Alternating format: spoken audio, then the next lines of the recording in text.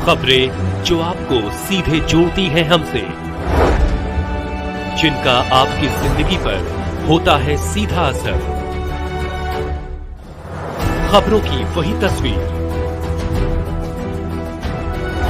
बिना बदले बिना डरे, जज्बा सच का लिए, सच दिखाते हैं हम।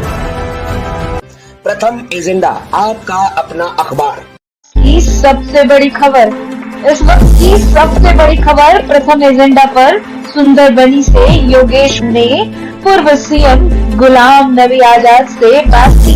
देखिए प्रथम एजेंडा से क्या कुछ बोले गुलाम नबी आजाद। के दौरान क्या कहेंगे आप? इलेक्शन जो है मोदी सर पर है, इस विषय को लेकर और देश दौरा किस तरीके से पास होगा? मेरा जो 5 दिन का दौरा था ये इलेक्शन की वजह से नहीं था। जब से मैंने नई पार्टी बनाई 1.5 साल में, तो तब से कई बार प्रयास किया मैंने रजौरी पुंछ का दौरा करने के लिए। और पिछले साल मैं रजौरी तक आ भी गया था और 2 दिन रजौरी में रहे, लेकिन सभी लीडरों का कहना था कि भाई लोगों ने ये फैसला किया है कि जब तक शेड्यूल्ड ट्राइब का ये मसला हल नहीं होता तब तक हम किसी पॉलिटिकल पार्टी की पब्लिक मीटिंग नहीं करेंगे। तो इसलिए हम राजौरी से ही वापस आए और कोई दूसरी पार्टी को भी यहाँ के लोगों ने मीटिंग करने नहीं दी, चाहे वो एनसी की हो, पीडीपी की हो। सिर्फ बीजेपी ने की थी और उनको क्योंकि उन्होंने एसटी देना था इसलिए उनसे नहीं डरते थे। दूसरी पार्टी से लोग डरते थे कि अगर वो उनका स्वागत करेंगे तो शायद फिर बीजेपी नहीं देगी एसटी। तो इसलिए अब एसटी का मामला खत्म होने के बाद हमने 5 दिन का दौरा किया तो बहुत अच्छा रहा। हमारी सभाओं में सब हिंदू, मुस्लिम, सिख लोग आए, पहाड़ी आए, गुजर आए, हर जगह, चाहे वो पुंछ का डिस्ट्रिक्ट हो या रजौरी का डिस्ट्रिक्ट हो। हमने नौशहरा से खत्म की, हमने कालाकोट से शुरू किया था और आज जाते जाते 5वें दिन हम सुंदरबनी से खत्म करेंगे।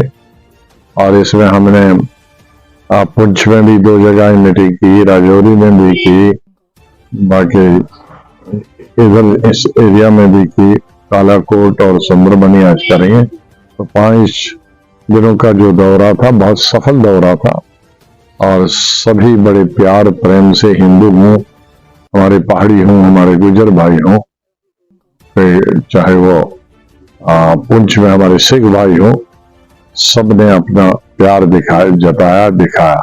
तो आज का मेरा जो ये संपर्क था ये कोई इलेक्शन भाषण नहीं थे। इलेक्शन के बाद ये हम दोबारा से आएंगे तब इलेक्शन में भाषण करेंगे, लेकिन ये सच है कि पार्लियामेंट का इलेक्शन तो ड्यू है अगले महीने और विधानसभा का इलेक्शन तो 6 साल से ड्यू है।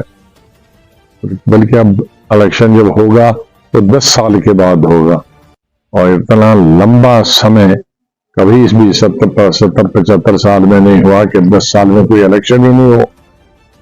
तो इसलिए सब लोग, सब राजनीतिक दल और राजनीतिक दलों से ज्यादा JNK की जनता, चाहे वो सुबह जम्मू की हो या कश्मीर की हो, सब इंतजार कर रहे हैं विधानसभा का, क्योंकि अभी कई सालों से हमारे कोई प्रतिनिधि नहीं है विधानसभा में, कोई मंत्री नहीं है, जिसकी वजह से जो दूर दराज के हमारे पहाड़ी इलाके हैं उनमें कोई प्रतिनिधि जा नहीं सकता।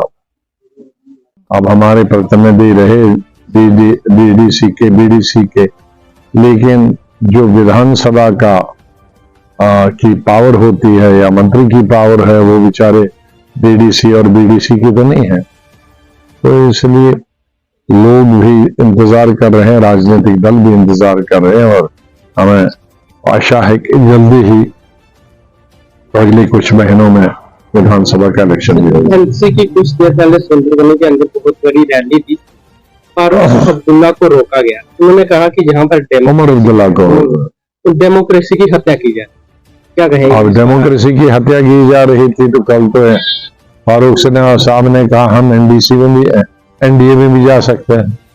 अब ये हत्या का आरोप भी लगा रहे हैं और वहां जाने के लिए उत्सुक भी बहुत है। अब ये निर्णय लें, उमर साहब एक स्टेटमेंट देते हैं, फारूक साहब पहले, दूसरा स्टेट पहले तो उनको घर में निर्णय लें, वो अपोजिशन में हैं कि रूलिंग पार्टी के साथ। आपको क्या लगता है कि इस तरीके की बयानबाजी वो अपने फायदे के लिए करते हैं? अब अपने फायदे हैं तो सोचता हूं अपने नुकसान के लिए करते हैं, कि जो लोगों को मालूम ही नहीं है कि अपोजिशन में है कि सरकार में है। क्या आपकी जो पार्टी है वो किसी के साथ अलायंस करके इलेक्शन में लड़ेगी? इलेक्शन में अपने दम पे लड़ेगी। क्या एक्सपेक्ट करते हैं कि कितनी सीटें आपकी पार्टी को? जितनी सरकार बनाने के लिए जरूरी है। लेकिन भाजपा का तो नारा है 50। अब किसको रोकेगा? अगर मैं कहूंगा 80 पार तो मुझे कौन रोकेगा? जो मर्जी है सब कुछ पार्टी को। हर पॉलिटिकल पार्टी थोड़ी कही कि मैं हारने के लिए लड़ रहा हूँ। लेकिन सर सेंसिस जो है काफी देर से नहीं हुई है, उसके लिए लोग परेशान है। तो क्या नहीं हुई? सेंसिस जो है, सेंसस 2011 में हुई थी, उसके बाद काफी लोग नहीं, कहीं नहीं हुई है, देश में ही नहीं हुई है। लेकिन तो क्या? आपका क्या उस पर रहेगा? नहीं, वो तो बिक्री ओवर ड्यू है, 21 में होनी चाहिए थी, बल्कि 20 से ही प्रक्रिया उसकी शुरू होनी चाहिए। तो लेकिन अब तकरीबन 4 साल हो गए लेट। और सुंदरबनी आवाम को क्या मैसेज देना चाहते हैं? सुंदरबनी, नौशहरा, कालाकोट, इस एरिया के लिए मैंने पहले बहुत डेवलपमेंट की है। जब चीफ मिनिस्टर 2.5 साल रहा, अस्पतालों के जाल बिछा दिए थे, कॉलेजेस, डिग्री कॉलेज के जाल बिछा दिए थे, बाकी कई चीजें की थी। तो ट्रिपल शिफ्ट में काम किया था। तो इस एरिया में बहुत सारे जो प्रोजेक्ट जब तक मैं सीएम था बन गए थे। लेकिन मैं पिछली दफा नौशहरा आया था तो जो हॉस्पिटल और कॉलेज मैंने दिया था वो जहां अधूरा था वही 10 साल से 10 नहीं 16 साल से आगे बढ़ा है नहीं।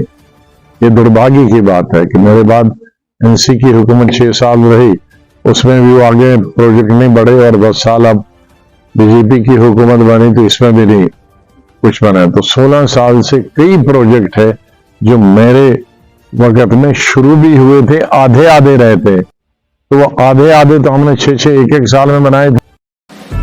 खबरें जो आपको सीधे जोड़ती हैं हमसे, जिनका आपकी जिंदगी पर होता है सीधा असर, खबरों की वही तस्वीर, बिना बदले बिना डरे, जज्बात सच का लिए, सच दिखाते हैं। प्रथम एजेंडा, आपका अपना अखबार।